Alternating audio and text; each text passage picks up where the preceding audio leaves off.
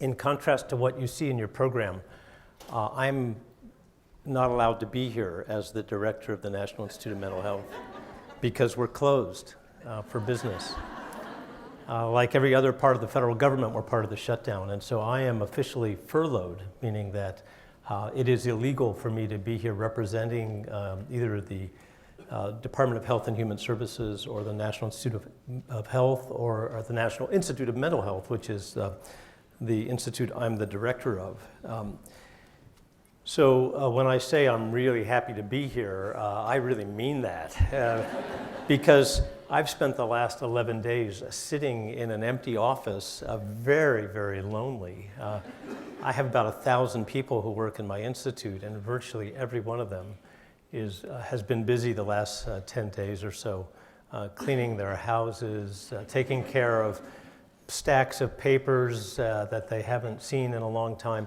It's not just that we're not allowed to work, we're not allowed to use any federal equipment. So we can't, for instance, use computers, cell phones, any of the things that we have through our jobs. It's really quite an extraordinary moment in time. And for those of us who came into the federal government, often taking a massive pay cut and reducing lots of things that we used to do and giving up lots of things so we could have an impact and be able to work in a way that was really the best form of public service. You can imagine how frustrating it is that we've been told that we're not able to work, because that is the one thing that has brought us here. So it's great to be able to actually do something this week, so the whole week isn't a complete bust. And I must say, my office has never been cleaner at home, but my office at work is probably at this point absolutely buried in a whole bunch of things that have happened in the rest of the world that we haven't been able to stay abreast of. So this is a time when there are no grants being reviewed, there's no money going out the door, there's really no progress being made on any of the things that our agency is charged to address. So since I can't be here as director of NIMH, I thought I'd come to you as a parent. And I must say, this is a little unusual for me. I've never spoken publicly about this, so you'll have to bear with me for a moment. My personal philosophy of leadership is that it should never be about me. And there are many reasons for that. One of the concerns I always have is that if I go out and talk about having a family member with an eating disorder, then the autism community gets very upset. And if I go out and talk about a family member with depression, the schizophrenia community gets very upset. So let me tell you from the get-go, I have a large family.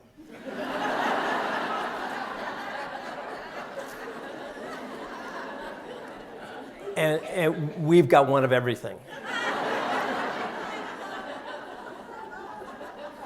So I hope you'll indulge me for a few minutes if I tell you one very personal and somewhat painful story.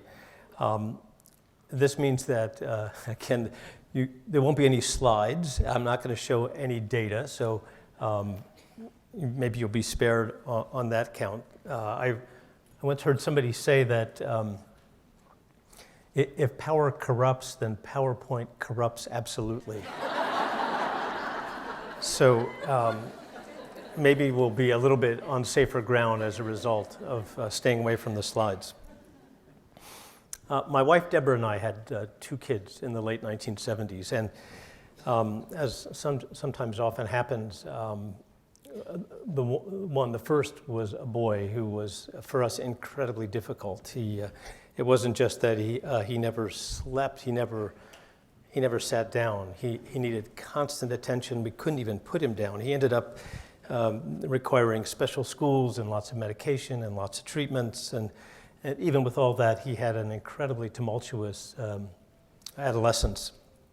Our second child was a girl, and just as our first was incredibly difficult, our second was incredibly easy. Happy kid, imaginative, playful, lots of friends, but able to sort of play by herself and entertain herself. She gave a piano recital by the time she was 5 years old. She was a little bit cautious, a bit shy, but actually pushed herself into doing theater and art and all kinds of school activities. And we often felt, and I think other parents sometimes have this sense as well, that the gods who decide these kinds of things decided that they'd give us this perfectly complementary set, kind of like a salt and pepper set, in which one was impulsive and oddly self-confident, and the other one was high achieving and oddly completely lacking in self-confidence. And we were always sort of struggling with this odd dynamic where it was hard to find the right balance and to find the right sets of rules and the right sets of principles for two kids who were so incredibly different in what they needed. And as someone who spent a fair amount of his career studying genetics, I have to say, if there was ever any question in my mind about the limits of heritability, I got it. Now, a spoiler alert in this story is that both of these kids turned out to be spectacular adults. So the good news is that this has a very, very happy ending. My greatest regret in life is that the same gods who gave us this complementary set never told us at the beginning that it was all going to be all right. Because had they done that, I think we probably would have been far better parents, and we probably would have been through this with a lot fewer gray hairs. I tell you this because our incredibly easy daughter, Laura, became incredibly ill when she was a senior in high school. Initially, she lost weight, which I thought looked great. Her hair began falling out, and she had dizzy spells. And as concerned parents, we talked with her, about nutrition and healthy eating and image. And to be honest, we mostly talked about graduation and plans for spring break and what she was going to do in the summer and where she was going to go to college. Over spring break, the three of us traveled to Italy together. Our incredibly difficult son was already off doing his own thing. And this is a trip that I remember with enormous pleasure and great fondness. And it's a trip that Laura remembers as kind of a living hell because she was entirely consumed with thinking about what she could eat and what she couldn't eat and how she could remain as thin as she was. And her whole life had become constricted to a very limited set of obsessions. The amazing thing is how clueless I was as a parent. I got the fact that she was distracted and she seemed moody, but she was 17 and she was away from her friends and she was with us. She was like a lot of 17-year-olds with their parents. You just don't seem to get a lot of information.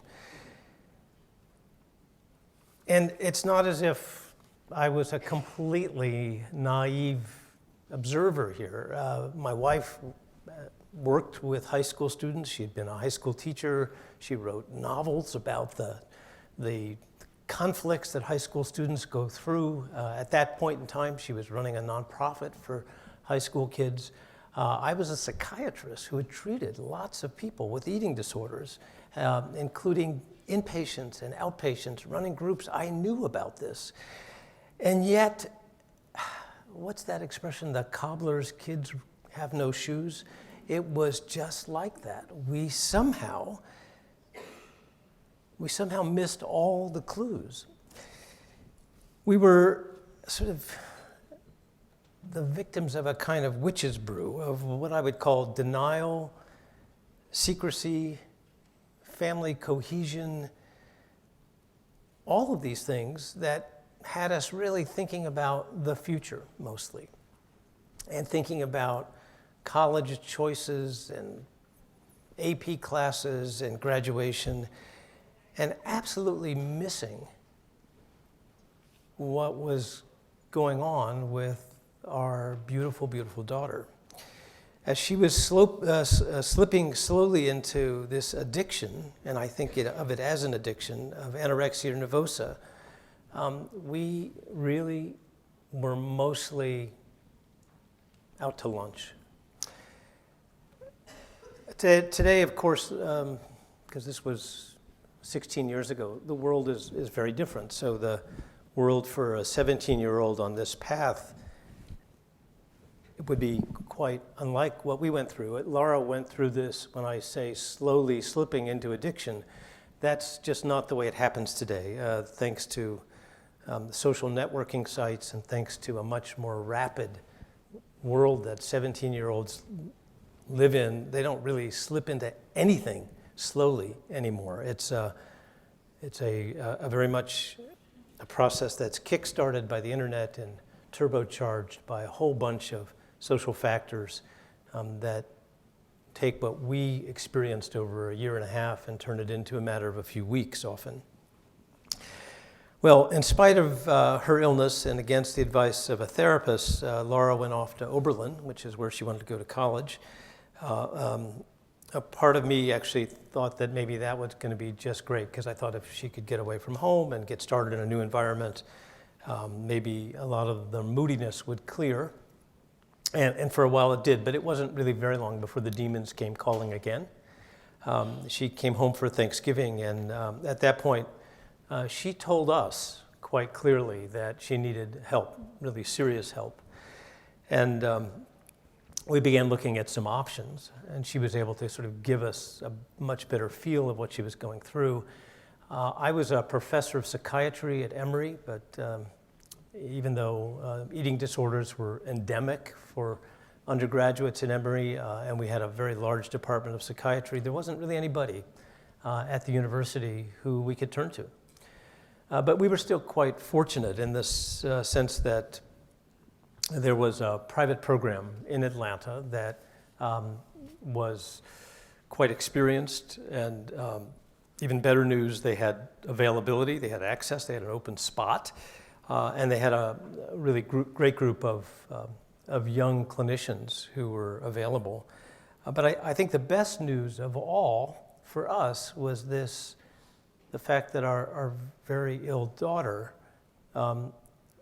was the one who said, I want to do this. And she was the one who actually sought out the program, made the appointments, and insisted that she take off some time from school to get the help that she needed.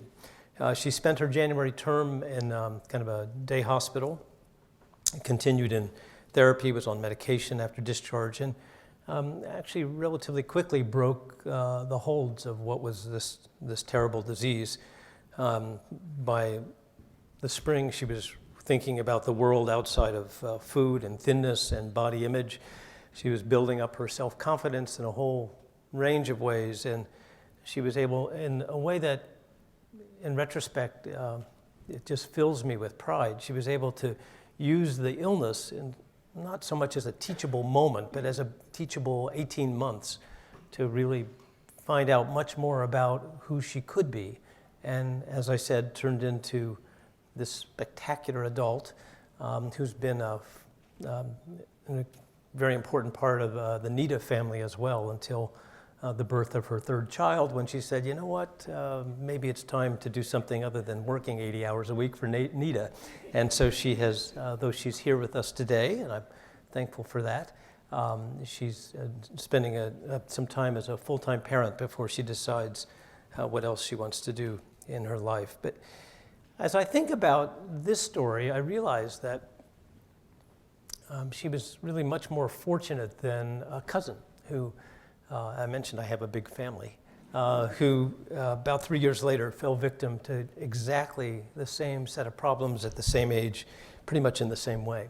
But this time the outcome was really quite different. She went into outpatient and inpatient care, which wasn't particularly helpful for her. Insurance ran out. Her parents used their college fund to pay for residential care until that fund ran out. The family ultimately became a victim of the illness in so many ways, with large amounts of debt, ultimately divorce, depression, while she ultimately recovered and is doing quite well. The costs were really profound.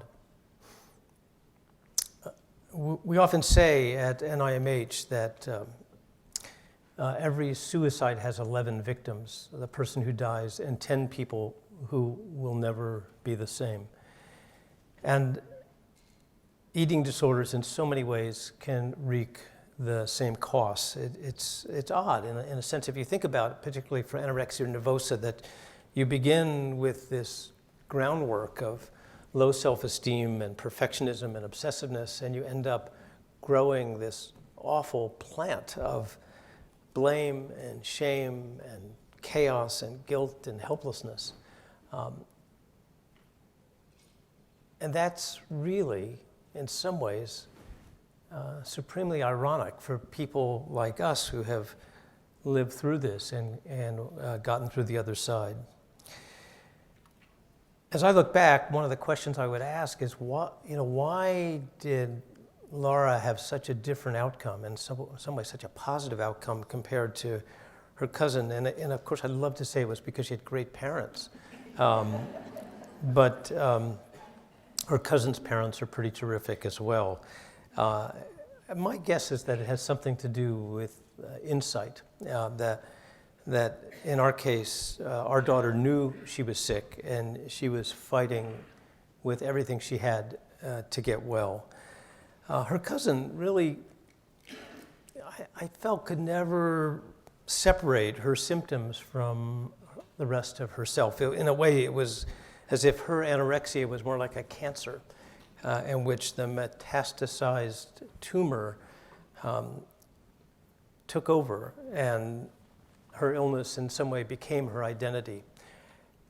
And as I look back, that had so much to do with why it was so difficult to get her on a different path. Ultimately, it happened, but it was a matter of years instead of weeks and months. Which brings me to what I call the lessons learned part of this. And I'll share with you 4 that I think, as I look back on this, I wish I had known before that I didn't know then. And there's a wonderful a country music song that's making the rounds now that has this line that says, you'd be right in guessing if you thought these lessons weren't so easy for me. And that's very much the case. The first I would share with you is I think language matters. Mike mentioned this with respect to the word nervosa, and that it's important to think about these terms that we use. We use labels like anorexia nervosa or bulimia or binge eating disorder, any of these things, as if giving them a name explains the things we're naming. And I'm not down on labels in that sense. I think there is real value in being able to have a common language. And there's real therapy in being able to name something. But we have to be pretty clear with ourselves what these names mean. I think in the world of infectious diseases or endocrinology, when we name something, we specify it and we clarify it, and in many ways we do understand it. We need to be mindful that in our case, these labels hide what may be huge differences, and sometimes they actually keep us from identifying the treatments we need. They keep us from identifying what makes one person so different from another. Laura and her cousin, in some ways, as I said, had exactly the same disorder, but maybe they didn't. Maybe they really didn't. And maybe something like the presence of insight is more important than someone's weight or someone's even cognitive profile or even someone's family history. Those may be the things that really determine which treatments will work best for which people. And we need to be far more mindful that even when we use these labels, we may be describing many disorders that have quite different trajectories and need different treatments. Number two, for me, eating disorders are a little bit like cancer in the sense that they grow insidiously and slowly. We often talk about the temperament that these disorders arise from, and you all know this. This is all familiar stuff. I started off by talking about an incredibly easy kid. That's right there. Time to be mindful of the opportunity. Perfectionism, self-discipline, modesty, things that are actually wonderful traits to have, are also the grounds for developing these disorders. Now, in other areas of medicine where we've been making enormous progress, much more than in psychiatry, what we see often is that progress comes by understanding the course of a disorder at a much earlier phase. It's just one example. Parkinson's disease is a disease which has three features to it. It's rigidity, slowness, and tremor. And those occur for the first time when you lose dopamine in one part of your brain. But you have to lose 80% to see the first symptom. It takes about a decade or more, maybe almost 2 decades, to lose that many dopamine cells. The lesson we've learned over the last few years is that behavior, and when we think about all of our disorders as behavioral disorders, but behavior is the last thing to change.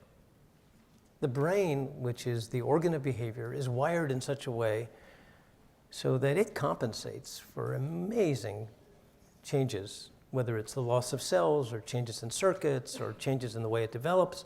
It can compensate. It's an amazing computer that has workarounds for all kinds of problems. You've got to be down to 20% of your dopamine cells before you start to have any tremor. But that's also an opportunity, right? Because it tells you that if you can get there early, if you could come up with a way to identify what in medicine we now call the prodrome, the piece before the behavioral or the observable syndrome, you can really have a difference. And that's been true for heart disease. It's now true in type 1 diabetes, true in a whole range of disorders where we've been able to now think more about preemption or prevention rather than getting stuck with always the therapeutic challenge of what is essentially rehabilitation much later in the course of a very long illness. Number 3, I would submit that these are family disorders. And in that sense, I don't mean necessarily a family systems problem, although that could be the case, but that the family provides the context for which any of the eating disorders play out. And this isn't to blame anybody. It's not to even attribute cause, but simply to understand that, as we've already heard this morning, that culture counts and that family is the proximal culture for which each of these disorders will develop. In our case, I think what came out of this was learning to express emotion better, to learning to out secrecy whenever it was there. But as a general rule, this should tell us that the idea of doing a parentectomy as part of treatment, that separating a 15 or 17-year-old from everybody else, is probably doomed to failure. You might get something in the short run, but in the long run, that's going to be tough going. And so family-focused treatment, which was not a name that was around 16 years ago, but is one that I think has really taken off from the work initially at the Maudsley and later from Locke and Lagrange and others, clearly has this very impressive track record. I'm not sure that that's going to turn out to be the right answer for everybody, but I am sure that for everybody, unless family is involved in some way in this process, whether we're talking about deep brain stimulation or attention bias modification, however one does this, I think that there's still going to be problems that aren't going to be resolved until one takes on that most proximal part of culture. Fourth, most people with anorexia nervosa, bulimia, binge eating disorder, most people do great. And I don't think we've always understand that. It's like, any very serious illness, there are going to be scars, sometimes bad scars. There are going to be fatalities. And that's true in every part of medicine. But we have to also remember that the story is mostly a hopeful story, that most adolescents, even very sick adolescents, recover and recover completely and go on to do spectacular things as adults, making contributions that actually take advantage of the very traits that may have taken them into this terrible whirlwind of addiction when they were adolescents or young adults. I don't think we really understand how this happens. We'd like to assume that we know how people get sick, and we'd like to assume that we know how people get better, but there's probably not a single path on either side of the equation. Again, my own bias, although the evidence isn't great for this, is that key in every one of these recovery stories is some healing relationship, some individual who has helped. I happen to think that insight is going to be a really important part of recovery, and I believe that a tincture of time is also an essential part of recovery as well. So whether this comes in the context of family-focused treatment or deep brain stimulation or attention bias modification or any of these other treatments that are out there now, I think you're going to find some common cores that will be critical no matter what you call the intervention that someone is receiving. Finally, just a few closing remarks. I think, and this is either with or without my NIMH hat on, we need to be very humble.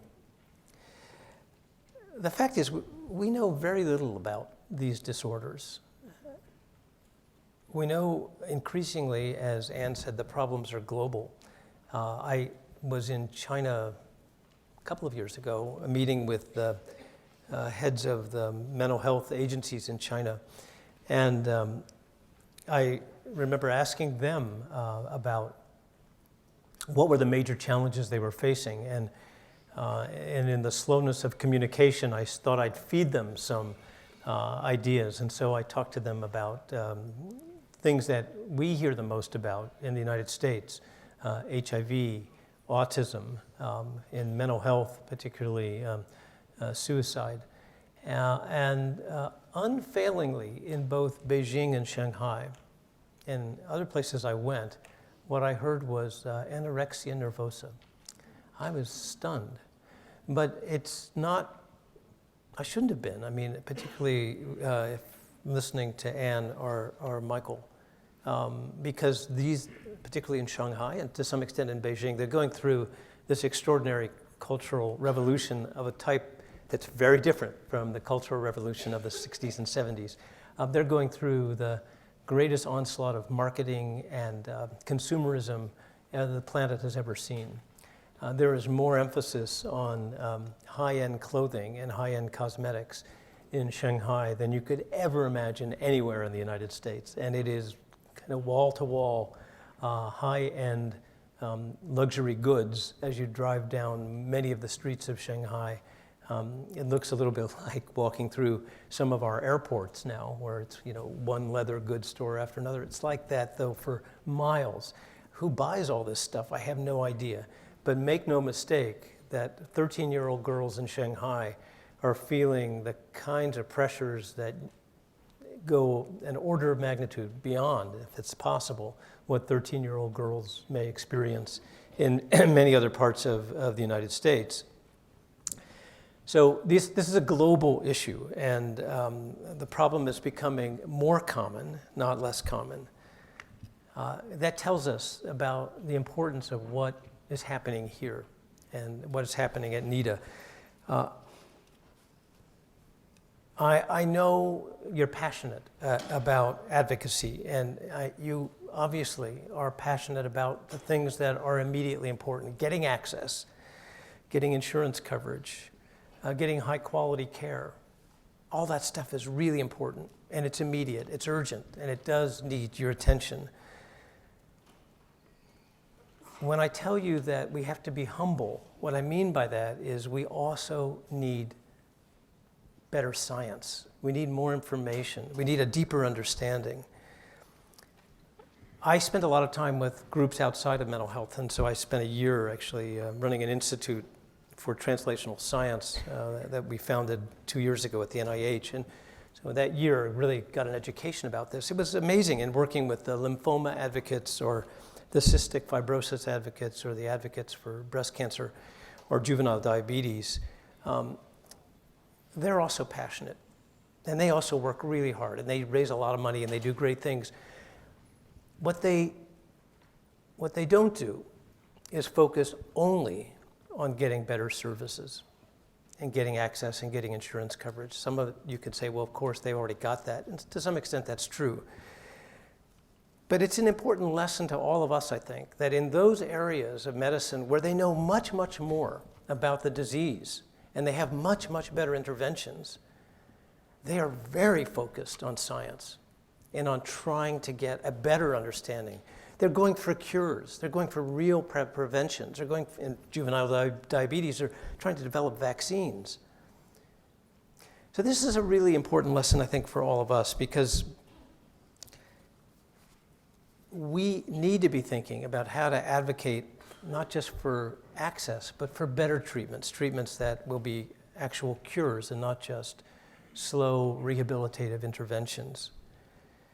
So one of the other things I've learned from these other communities is the importance of advocates actually not just advocating, but doing it, jumping in to actually create change, whether it's developing registries, collecting outcome data, even hosting clinical trials, as was done for cystic fibrosis. Advocates can really make things happen. NEDA's Feeding Hope Fund, I think, is a great example of exactly how this can work and how you can make a difference. And I can't stress this enough. This is the lesson from cystic fibrosis and lymphoma and juvenile diabetes and all these other groups. You can make a difference. Next week, we will be celebrating the 50th anniversary of President Kennedy's special message to Congress on what he called mental illness and mental retardation. He was focused on mental illness. His sister Eunice made him talk about mental retardation, and he put them together. I'll just quote one piece of this in closing. Yet, mental illness and mental retardation are among our most critical health problems. They occur more frequently, affect more people, require more prolonged treatment, cause more suffering by the families of the afflicted, waste more of our human resources, and constitute more financial drain upon both the public treasury and the personal finances of the individual families than any other single condition. And with that, he launched the Community Mental Health Program, which many people would say was a spectacular failure. But it did focus the country for the first time on these issues. Now, 50 years later, 16 years after my daughter became so ill, truth is we face mostly the same problems that we did in 1963. And the question I'd like to end with is to ask you, how do we make sure that 16 years from now, or 50 years from now, we're not having the same conversation, that we're not pointing to this, as Anne did in her notes about global burden of disease, showing the 67% increase over the last 20 years. It's all going in the wrong direction. That should be absolutely unacceptable to us. It's great that people are now aware. It's great that it's part of the table. It's great that we're measuring this. But we cannot accept a 67% increase in the burden of disease for these illnesses. And we shouldn't presume that we would allow that to happen going forward. I'm now, because of Laura's children, I'm a grandparent. So I'm thinking 16 years into the future all the time. How do we make sure that we don't? Well, I'll go back to my 4 points. I think we need to be mindful of the complexity and the heterogeneity of these disorders. We've got to be honest about that. We've got to identify them much earlier, whether it's through biomarkers or cognitive tests or screening or whatever it is we do, so that we can preempt rather than have to think about severe illness. I think we need to focus on families and culture in every which way that we can learn to do, and we need to actually define what the paths to recovery are. Most of all, I think that for us, building a community committed to addressing and treating these disorders as medical illnesses, as biological illnesses that have got a huge cultural overlay, is going to be absolutely essential. I'm actually quite hopeful, and maybe that's a little delusional, sitting here on a furlough, but I am quite hopeful. And it's mostly because I've seen what's happened in other areas of medicine. I've seen how advocates can make big things happen for other serious disorders. The reality is that, as you can tell this week, governments shut down. Insurers are ultimately self-interested. Providers mean well, but most of them are overwhelmed. At the end of the day, it's up to each of us. And the good news is that that's actually okay, because we can make a difference. By being here, you make a difference. By what you did yesterday with Lobby Day is amazing, the number of hands that went up. 200 people, you can make a difference. By working in your communities and raising awareness and supporting others, you can make an enormous difference. So I'll end by just saying, really as a proud parent, because I can't be here in any other capacity, thank you. Thank you for your commitment. Thank you for your willingness to be open about your own personal issues, about your successes as well as your failures. And thank you for deciding that you want to take something that may be very painful and may be difficult to talk about, and yet share with a broader group of people to make sure that all of us can grow and ultimately succeed. Thank you very much.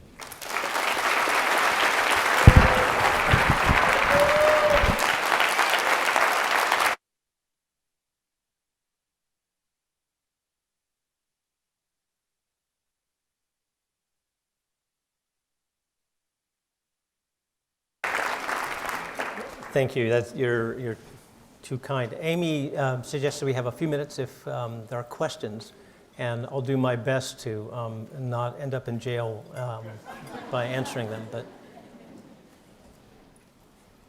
there you go, over there. I can't see you. Oh, go ahead. Yes.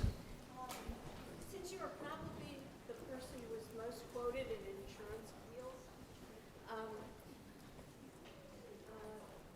what progress is being made in terms of biomarkers and genetic markers in these diseases? Yeah, so the question is what progress is being made in the area of biomarkers and genetic tests? And there's, it's early days still. Part of the reason that you see a lot of progress in other areas of medicine is that they jumped on this much earlier, and we're slow getting started, even relative to neurologic diseases. And these are very complicated issues. So I would say that at this point, there is nothing that's diagnostic from the genetics or the biomarker world. It's not even clear that genetics will give us a better diagnosis than what we can get from clinical observation. But what genetics may give us is a portal. It's a kind of a window into looking at what could be the underlying biology of risk And so if what we're trying to get to is a point where we can move much earlier in the course of the disorder, that could be helpful. But again, very early days, and I think we're a couple of years away at least from being able to say how well that will pay off. Yes, there's a question here in the front row. Go ahead. Yes, you conceptualized your daughter's anorexia as an addiction. I wonder if you can talk about that. Yeah, so question was that I conceptualized anorexia as an addiction, and how does that work? And it is not that far off for me. I think that and this isn't just based on my own personal experience, but from patients that I've seen, that when you get this very narrow obsessive focus on a single cognitive domain, a single target, whether that target is cocaine or thinness, it has that quality. It has this quality of having become self-reinforcing and defining. And that's how we define addiction. Most of the time, of course, that involves substance abuse. But in the case of anorexia and perhaps bulimia as well, it takes over in very much the same way. Question has been whether it involves the same brain circuitry and has the same biology.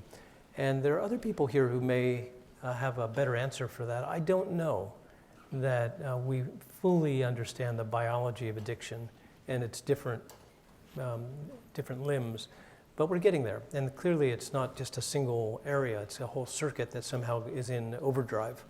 But I think that is a helpful way to conceptualize this and to even think about what it may take to break this cycle, because it is very much a self-reinforcing cycle that gets somebody in its grips and becomes defining in that way.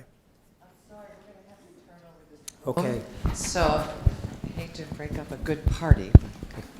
Thank you again, Thank you. Tom.